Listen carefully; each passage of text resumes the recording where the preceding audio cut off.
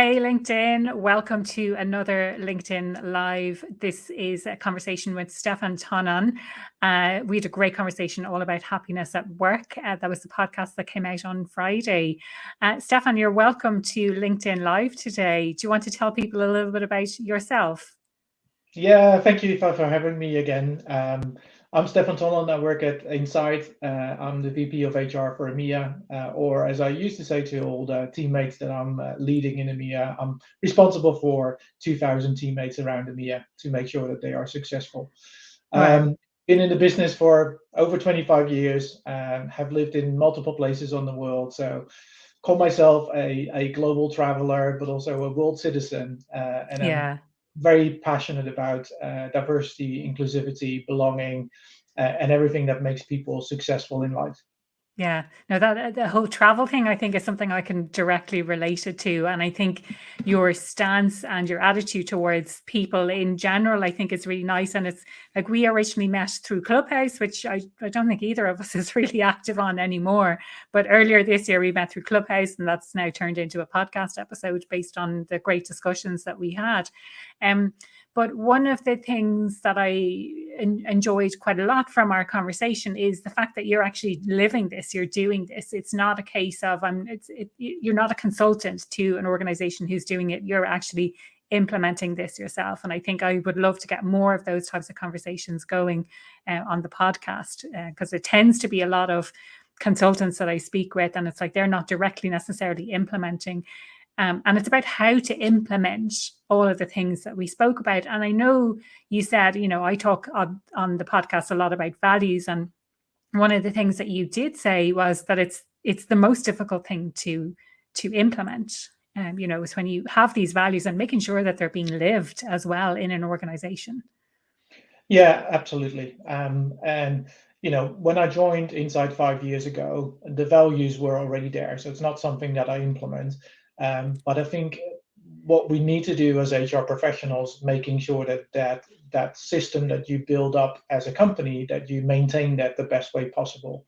And I think some of the things that we discussed on the podcast as well is about what if you have leaders or teammates that might be very successful in their careers but don't Mm, live up to the values. What do you do in those situations? And we talked about, you need to sometimes have the bad conversations with those yeah, teammates or those leaders, because you simply cannot let people that don't live the values remain in your company. So either they have the mm, opportunity to change themselves and live up to the values like we all do in a company, or just choose another company or another career. Because yeah, that's always the hardest part. I mean, if yeah. you stand for something, you need to be consistent in what You you stand. stand, yeah. If you stand for something, you need to stand by it as well. And interestingly, the podcast that's coming out this Friday is another solo podcast episode, and it's all about delivering effective feedback and how to deliver effective feedback. And it's really tough. And I think, I don't want to go on off on a whole tangent about feedback, but that whole, like, when people hear the word feedback, there's just this sense of like, oh no, what's coming? And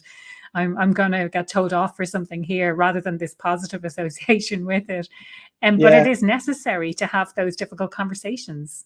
exactly. And we also discussed about the trusted environment and a safe environment for people to actually speak up when they see things that are not either living the values or against our Mm. culture or just should not fit in a workplace.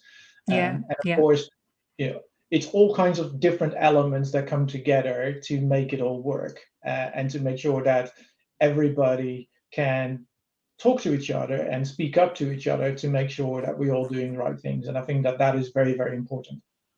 yeah. That's psychological safety, and again, something that comes up a lot on the podcast.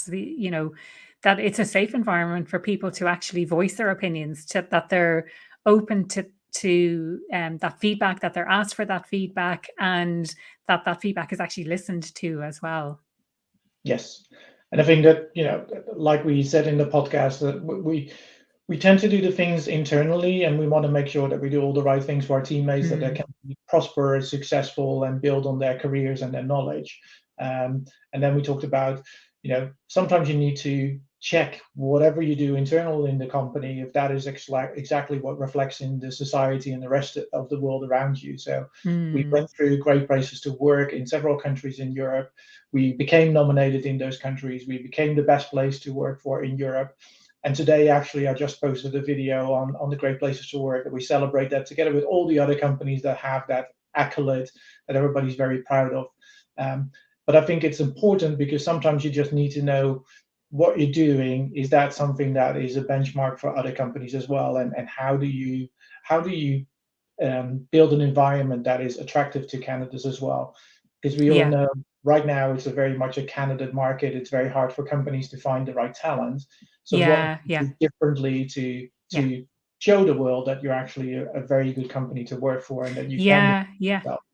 You've raised some really, really valid and interesting points there, Stefan. And like, would you put it down? I mean, personally speaking, I would put it down to values. Values are what sets companies apart, and whether or not those values are apparent, whether they're lived, whether it's how decisions get made in the organization.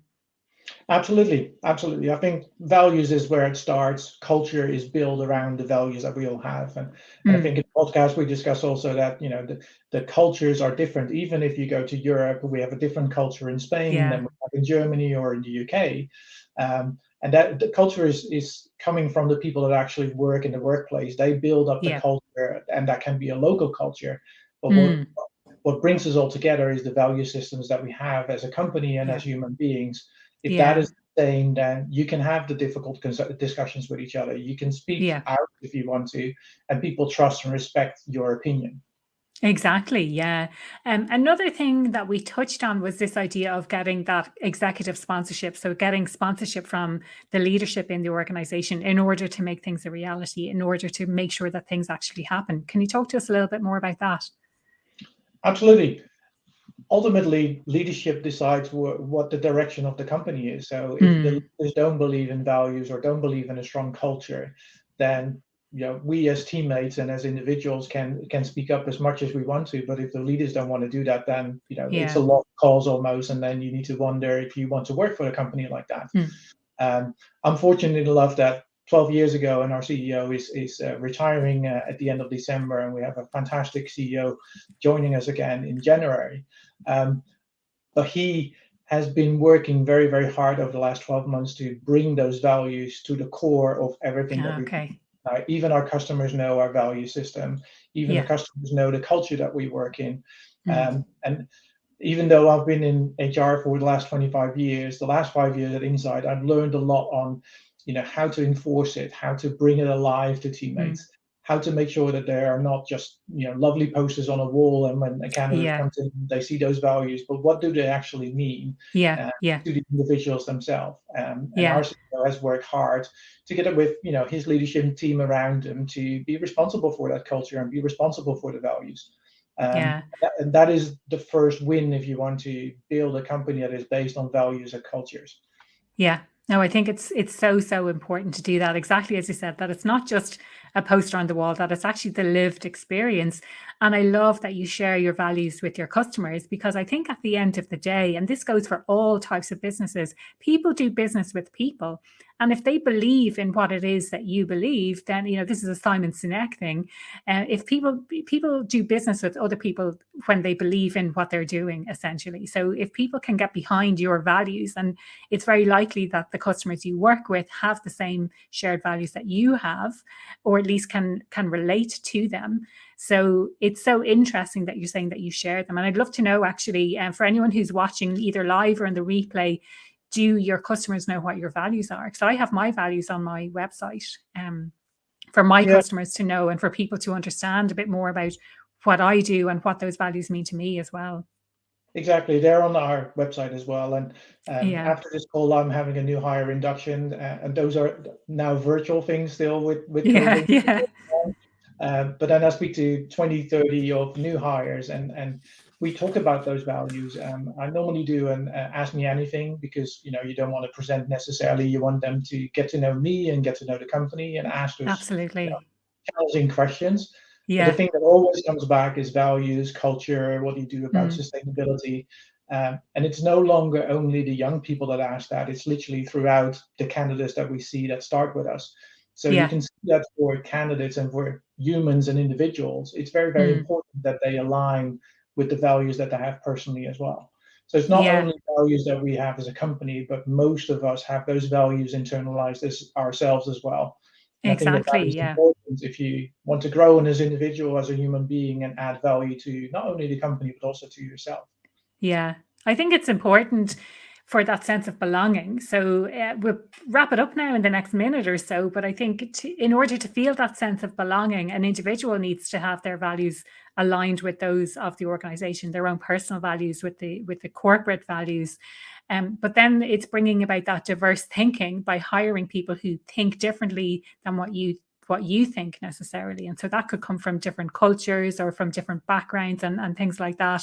Crucially important. We do touch on a little bit more on the podcast in relation to diversity, inclusion, belonging, and equity, and things like that as well. The full link or the link to the full episode of the podcast is in the comments below for anyone who wants to check that out. If anyone has any questions, then again, if you're watching the replay, I haven't seen any questions come through live, but if you're watching the replay, if you want to pop them below and either myself or Stefan can address those questions. Is there anything else that you would like to share today, Stefan, before we wrap it up?